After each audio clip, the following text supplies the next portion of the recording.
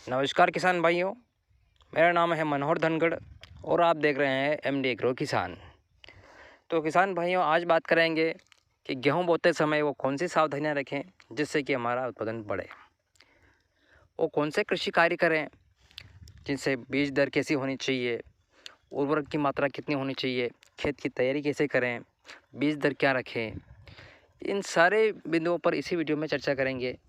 तो अभी तक आपने चैनल को सब्सक्राइब नहीं किया तो सब्सक्राइब करें और ये जानकारी अधिक से अधिक किसानों भाइयों तक शेयर करें ताकि उन्हें भी फ़ायदा हो।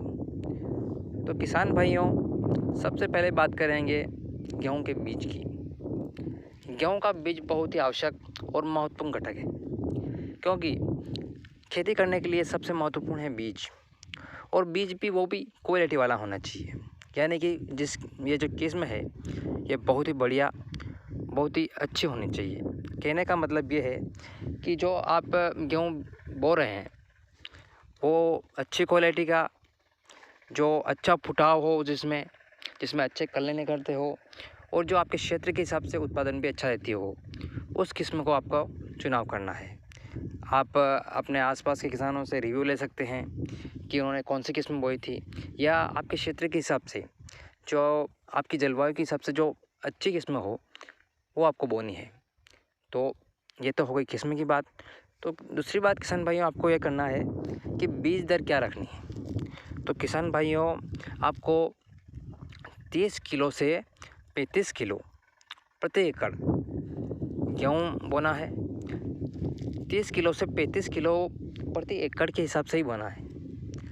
बहुत से किसान भाई क्या करते हैं कि 25 किलो बीघा के हिसाब से डालते हैं और वो लगभग एक एकड़ में 40 से 50 किलो गेहूँ बो देते हैं। तो आप 30 से ज़्यादा 40 किलो तक बो सकते हैं, इससे ज़्यादा बोई ना करें। अगर आपको भरपूर उत्पादन लेना है तो आपको बीज दर सीमित रखनी पड़ेगी, और हो सके तो जहाँ तक आप ट्रैक्टर स्वचालित जो मशीन आती है उससे बोई करें, क्योंकि उससे फ़ायदा यह होगा कि उससे कतार दूरी 8 से 9 इंच होगी और उसमें बीज बिल्कुल एक निश्चित अंतराल पे पड़ेगा। तो आप उस मशीन से बोई ज़रूर करें, जिससे कि आपको बीज भी कम लगे और आपके जो खेत की ताकत है वो, उसमें जो पौधे बनेंगे, जो उसका तना होगा वो मजबूत होगा, जिससे कि गेहूँ आड़े नहीं पड़ेंगे, और आड़े नहीं पड़ेंगे तो उसकी जो बाली है वो भी लंबी होगी, मोटी होगी, और उसमें जो दाने हैं वो भी बोल्ड बनेंगे। तो आपको बीज दर सीमित रखनी है ताकि आपके पौधे मजबूत बने और आपका उत्पादन भी अच्छा हो। तो ये रही बीज की बात। तो उसके बाद आपको किसान भाइयों इसको बीज उपचारित भी करना है।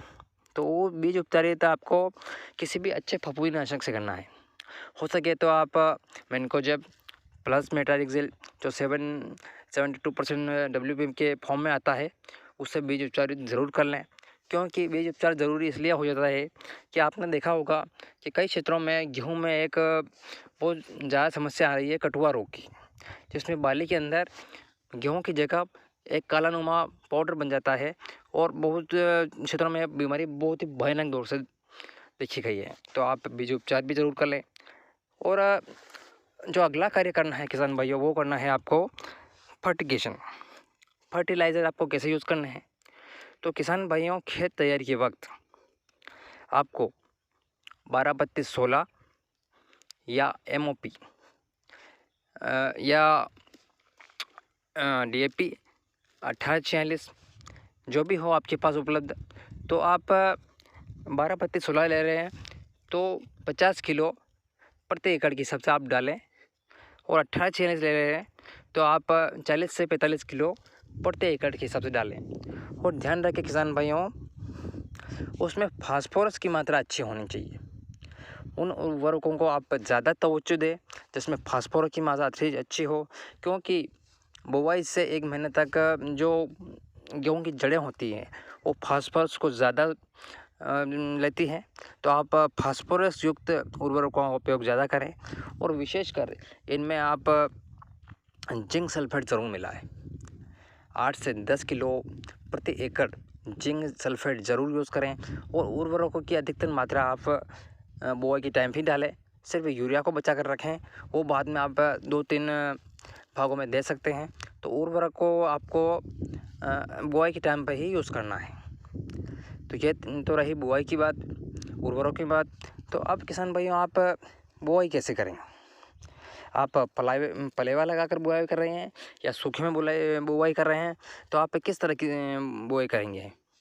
तो किसान भाइयों मेरी सलाह के अनुसार अगर आप पलेवा लगाकर बुआई कर रहे हैं तो उसमें आपको फ़ायदा ज़्यादा है, क्योंकि उसमें क्या होगा कि गेहूं का अंकुरण अच्छा होगा और उसमें जो खरपतवार जो उग जाएंगे पलेवा से, वो भी मशीन द्वारा जो भी आप जिस भी यंत्र से बुआई करेंगे तो उसमें वो सब नष्ट हो जाएंगे। तो आप पलेवा द्वारा, और अगर सूखे में बो रहे हैं तो सूखे में आपको पानी लगाना पड़ेगा और आपको 1 महीने के अंदर इसमें खरपतवारनाशक का इस्तेमाल करना पड़ेगा। तो आप दोनों में से जो आपके उचित हो, जो आपके क्षेत्र के हिसाब से किसान बोते हैं, उस हिसाब से ये कृषि कार्य आप ज़रूर करें। और किसान भाइयों विशेष तौर से गेहूं में आप जिंक का प्रयोग ज़रूर करें।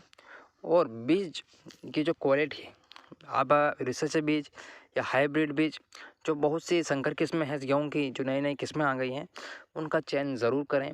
क्योंकि किस्म का चुनाव, अच्छी क्वालिटी का किस्म का चुनाव बहुत ज़रूरी हो जाता है। क्योंकि आप इसमें अच्छी ज़मीन का यूज़ कर रहे हैं, खाद डाल रहे हैं, समय दे रहे हैं, पानी दे रहे हैं, और सिर्फ एक बीज अगर आपने हल्की क्वालिटी का लगा लिया तो आपका उत्पादन जो आपको मिलना चाहिए वो नहीं मिलेगा।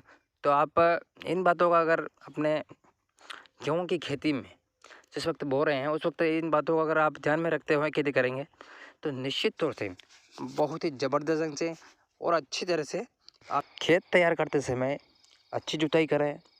उसकी हकाई जुताई बेहतर होनी चाहिए। उसके बाद अगर उसमें गोबर की खाद नहीं है, जीवाश्म खाद नहीं है, तो आप अगर हो सके तो उसमें 2 या 3 ट्राली अगर उसमें जीवाश्म खाद, गोबर की खाद डाल देते हैं तो बहुत बेहतर रहेगा। इसके अलावा अगर आपके खेत में ढेले हैं तो ढेलों के लिए आप उसमें रोटावेटर कराएं। रोटावेटर होने से क्या होगा कि मिट्टी बिल्कुल मुलायम और बारीक हो जाएगी। तो उससे अगर आप गेहूँ बोएंगे तो उनका अंकुरण भी अच्छा होगा और गेहूँ को भरपूर पोषक मिलेगा और जिससे आपको निश्चित फ़ायदा होगा। तो उपरोक्त बात है, अगर आप ध्यान में रखते हुए खेती करेंगे तो निश्चित तौर से किसान भाइयों आपको ज़बरदस्त फ़ायदा होगा। उम्मीद करता हूँ आज की वीडियो आपको पसंद आई होगी। वीडियो पसंद आए तो एक लाइक करें और अगर चैनल पर पहली बार आए हैं तो सब्सक्राइब ज़रूर करें।